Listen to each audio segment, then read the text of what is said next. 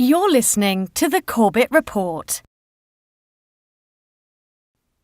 Welcome, friends. James Corbett here with another edition of Propaganda Watch, and it has occurred to me that this series has ended up being more comedic than I initially thought that it would be, because although the subject matter we're dealing with week in and week out here is obviously of the utmost importance and seriousness, the propaganda itself tends to be absurd, in fact, self-satirizing. It's so stupid and over the top that nobody can believe it, no one can take it seriously, and it is generally worth laughing at. But this week we have an extra special treat. It's not the propaganda itself that is worth laughing at, it's the propagandists that we can laugh at, and I think that as an important extra step that we need to go to. So let's take a look at the example that I'm talking about. We're looking at Lockheed Martin, our good friends over at the Lockheed Martin Corporation, who tweeted out, innocently enough, on August 15th, "Do you have an amazing photo of one of our products? Tag us in your pic and we may feature it during our upcoming World Photo Day celebration on August 19th. Oh yes, because Lockheed Martin saying, "Don't you just love our products? Why don't you tweet us a photo of it in action?" How could that possibly misfire? Oh, that's right. Immediately. Great product! Killed 40 children! At Lockheed Martin is the best World Photo Day. Or just a picture of the blue backpacks. Or this one of my favorites here. "Dear Lockheed Martin, you asked people to tweet amazing photos of one of our products. Here it is. This is a fragment of your bomb, a laser-guided MK-82, which Saudi Arabia used to kill 40 children in Yemen last week." Or the iconic image of the backpacks lined up like tombstones. What is this referring to? A story that was developing in the news exactly around the time that Lockheed Martin, in its infinite corporate wisdom, decided to tweet out this stupid, meaningless contest trying to pick up on the synergy around this nonsense made-up World Photo Day. Well, by the way, bomb that killed 40 children in Yemen was supplied by the US, and yes, as those bastions of truth over at CNN go on to confirm, so you can't call it a conspiracy theory. Working with local Yemeni journalists and munitions experts, CNN has established that the weapon that left dozens of children dead on August 9th was a 500-pound laser-guided MK-82 bomb made by Lockheed Martin, one of the top US defense contractors.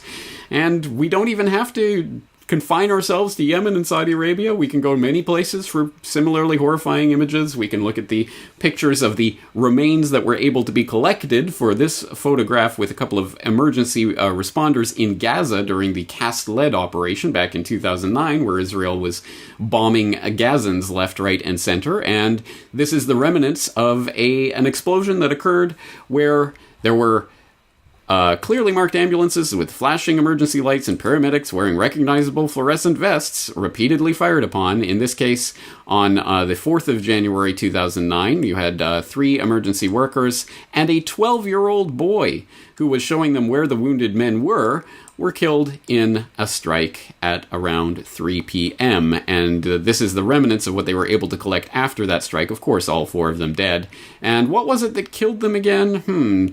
It said, remnants of at least 2 Hellfire missiles, which are usually launched from helicopters. The label read, "A guided missile surface attack in the USA is cited as the weapon's country of origin." And just on a hunch here, let's just see if we can find it. This AGM-114 missile was produced by Hellfire Systems of Orlando, USA, a Lockheed Martin Boeing joint venture. And yes, you can go look up the AGM-114 that killed those emergency responders. Yes, manufactured by Lockheed Martin and Boeing and Northrop Grumman.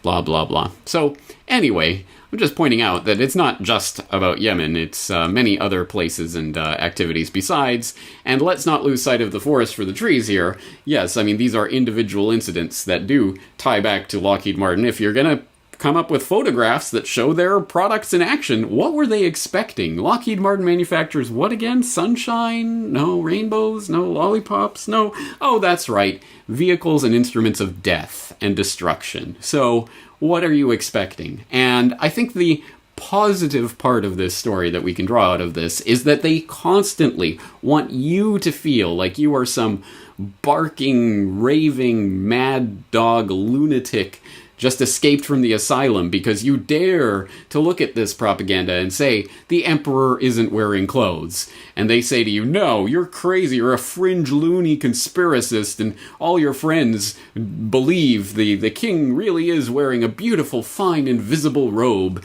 and you are sitting there saying, no, he's buck naked. Oh, you silly conspiracist. No, everyone understands. Everyone sees it. Lockheed Martin can try to tweet this out, but guess what? Let's see. This is in the Wayback Machine, but if we go to the actual link and... oh yeah, it's gone. Because they immediately deleted it when they realized what they had done. So... this is another lesson that we can take out of today. If you don't know about the Wayback Machine and how, sorry Lockheed Martin, you can try to scrub things from the internet, but it ain't gonna work so easily. So you can go back and see the deleted tweets, for example, of someone like Lockheed who tries to cover up right away when they realize, oh, people aren't buying our propaganda. What'll we do? So... again, it's not the ultimate happy solution, and it's not like Lockheed Martin's going to go bankrupt because of this. No, war sells, and the governments of the world continue to buy, the U.S. and others. So, unfortunately, the war machine rolls on, but at the very least, you're not a bark-raving lunatic single fringe weirdo out there in no man's land because you dare to point this out. No, everyone sees it. They just don't want you to know that everyone sees it. So don't expect tweets like this in the future from Lockheed Martin. But you never know. These own goals do occur, and we should score as many times as we can when the empty goal is provided to us by a corporation like that. Like...